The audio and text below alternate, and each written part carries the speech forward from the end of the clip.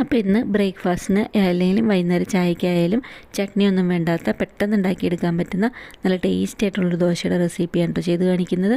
അപ്പോൾ ഈ ദോശയ്ക്കായിട്ട് ഞാനൊരു പാത്രത്തിൽ 2 കപ്പ് ദോശയരി അല്ലാന്നുണ്ടെങ്കിൽ പച്ചരി, 1/4 കപ്പ് ഉഴുന്ന്, 1/4 കപ്പിലും താഴെ ചെറുപയർ പരിപ്പ്, അതിൻ്റെ കൂടെ തന്നെ 1/4 കപ്പിൽ താഴെ അളവിൽ കടലപ്പരിപ്പ്, ഇത്രയും നല്ലപോലെ കഴുകി വൃത്തിയാക്കി കുതിരാനായിട്ട് വെച്ച് കൊടുത്തിട്ടുണ്ടായിരുന്നു.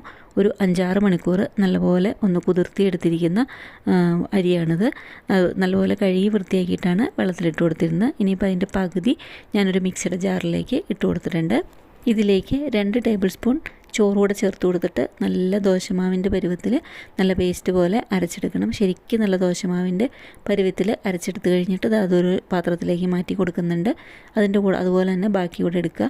ബാക്കി അരിക്കുമ്പം അതിലേക്ക് ഒരു 10-15 ചുവന്നുള്ളി അല്ലാന്നുണ്ടെങ്കിൽ മീഡിയം സൈസിലുള്ളൊരു സവാളയും കുറച്ച് കറിവേപ്പിലയും കൂടെ ചേർത്തിട്ടാണ് അരച്ചെടുക്കുന്നത്. കുറച്ച് വെള്ളം കൂടെ ഒഴിച്ചിട്ട് ഒന്ന് അരച്ചെടുക്കുന്നുണ്ട്. അതും ഇത് ചെറിയ പാത്രത്തിലേക്ക് ഒന്ന് മാറ്റി കൊടുക്കുന്നുണ്ട്.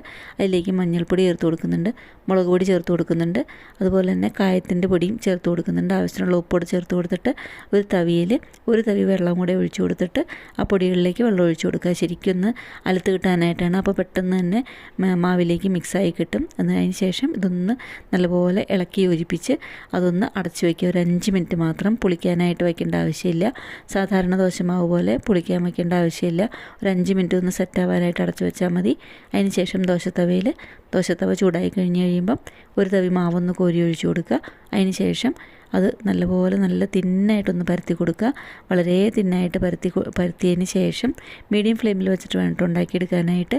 നല്ല തിന്നായിട്ട് പരത്തിയതിന് ശേഷം അതിൻ്റെ പകുതി വേവായി കഴിയുന്ന സമയത്ത് അതിൻ്റെ മേലേക്ക് കുറച്ച് വെളിച്ചെണ്ണ ഒന്ന് സ്പ്രെഡ് ചെയ്ത് കൊടുക്കണം.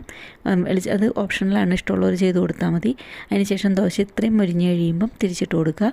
2 സൈഡും സെയിം പോലെ മുരിഞ്ഞ് കഴിയുമ്പം നമുക്ക് എടുത്ത് മാറ്റാം. ചായക്കായാലും രാവിലെ ബ്രേക്ക്ഫാസ്റ്റിനായാലും കഴിക്കാനായിട്ട് ചട്നിയൊന്നും വേണ്ടാത്ത നല്ല ടേസ്റ്റി ആയിട്ടുള്ളൊരു ദോശയാണ്. ചൂടെ കഴിക്കാനാണ് നല്ല ടേസ്റ്റ്. അപ്പോൾ ഇതുപോലെയുള്ള ഈസി റെസിപ്പി ഇതൊന്ന് ചെയ്ത് നോക്കാം കേട്ടോ.